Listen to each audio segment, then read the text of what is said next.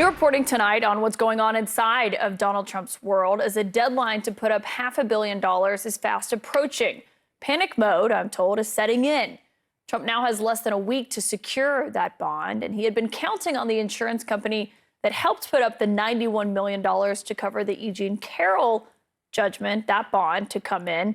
But the insurance giant there informed his attorneys in the last several days that that option was not going to be on the table. His team has been weighing other options here, like seeking out wealthy supporters or weighing which of his assets could be sold and fast. I'm told that Trump himself has become increasingly concerned about the optics that March 25th deadline could bring, given he is someone who has long tied his identity to his wealth, and he could find himself confronting a real financial crisis in just a matter of days.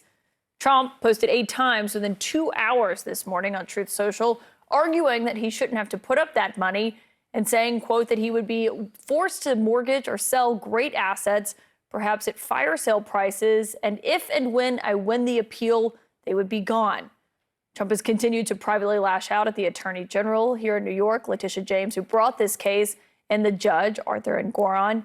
Here tonight is CNN senior legal analyst and former federal prosecutor Elie Honig. And Elie, I should note that Trump's team, when we asked about, the concern that he has over making this $500 million bond, called it pure BS and noted that he has filed this motion to unstay what they're calling an unjust and unconstitutional judgment.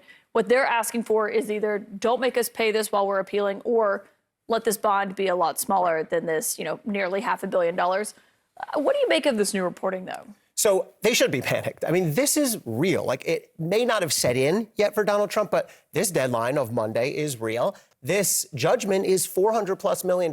And what's going to happen on Monday if Trump cannot post a bond is Letitia James has made very clear she will start the process of seizing his assets, of freezing, putting liens on his bank accounts, his real estate holdings.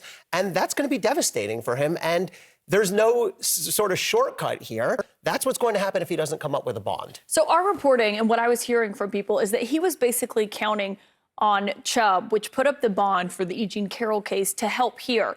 But the problem is that he doesn't have as much to leverage when it comes to a second bond that is, one, much bigger, and two, obviously the second one that he's now doing in just a matter of weeks. Yeah. Realistically, what options does his legal team have here? Yeah, $90 million is 1/5 of $400 million or so. So he's in a tough spot.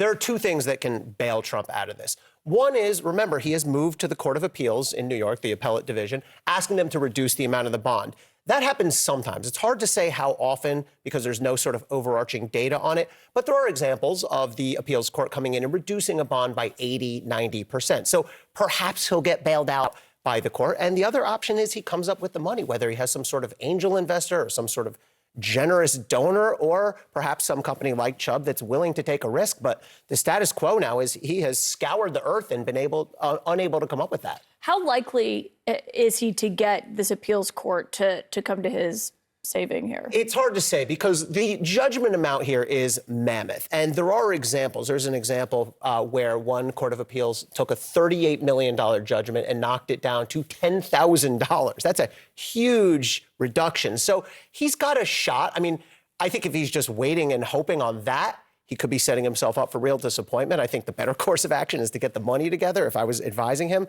So I would say he's got a shot, but I wouldn't bank on it. I mean, when it comes to this, though, if he's not banking on that, he's got days left here. Yeah, it's, what is it, Tuesday? Yeah, he's got 6 days. I mean, Letitia James is going to be ready to roll out and start seizing these properties. That's real. And she's made clear she is giving him no leeway whatsoever. Yeah, and of course, we know the E. Jean Carroll case, that was kind of the 11th hour when he came in with that agreement there from the insurance giant. We'll see if it happens there. But the other thing that's going on is, he's facing other legal expenses still as well. He's got these criminal cases that are approaching. His legal team today just filed their other brief in the immunity argument to the Supreme Court. And in it, they're basically kind of suggesting this off-ramp of, if the court doesn't agree, sending it back down to a lower court, which would essentially help with their strategy of delaying all of this. That would be Donald Trump's team's dream come true, to get it sent back down. I want to make clear, I just read through this brief recently. It just came in a couple hours ago, very recently. As in tonight. Yes, as in a few hours ago.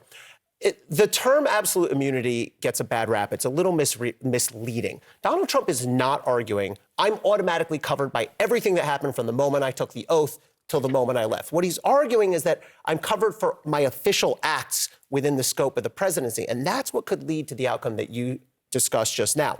If the Supreme Court says, okay, you can be covered for something within the presidency, now the district court, the trial court, you have to do fact-finding as to whether the charges here relate to something inside the presidency or outside the presidency. That would be a win for Donald Trump. So I read through this also, and the brief includes statements. It's not surprising what their argument is because we've been hearing this official acts argument, but they also include statements like this saying that he communicated with the vice president's official staff, members of Congress, to urge them to exercise their official duties in the election certification process in accordance with the position based on voluminous information available to President Trump in his official capacity that the election was tainted by extensive fraud and irregularities. Yeah. It's not true. That's some spin, right? I mean, how does the Supreme Court read something like that? That's the problem. The argument that if he was within his scope, he's covered, that's potentially legitimate. But the twisting of logic and reality that Trump has to do to get there, to get what he did within the scope of the presidency, is facially ridiculous, right? He says, well, I was just calling the vice president and asking him to do his job. I was just calling the Georgia Secretary of State and asking him to do his job. No, he wasn't. I mean, we've seen the calls. We've heard the testimony. He's asking them to violate their oaths of office. That's where I think he's going to run into trouble. And there's one more thing that I noted about the brief. Donald Trump's lawyers make the mistake of saddling a decent argument about whether he's in the scope or not with a ridiculous argument, which is this impeachment argument, that he can only be indicted if he's been impeached and then convicted by the Senate. I don't know why they include that. They don't need that. And to me, that sinks the argument. So if I'm advising Trump's legal team, which I'm not, but if I'm advising any normal person, I would say leave out the lousy argument, just bank on the good one here. And that is included in here, though. We'll see how the Supreme Court responds to it. Ellie It's going to be Honig, very interesting. Thanks for responding to that new reporting and that brief.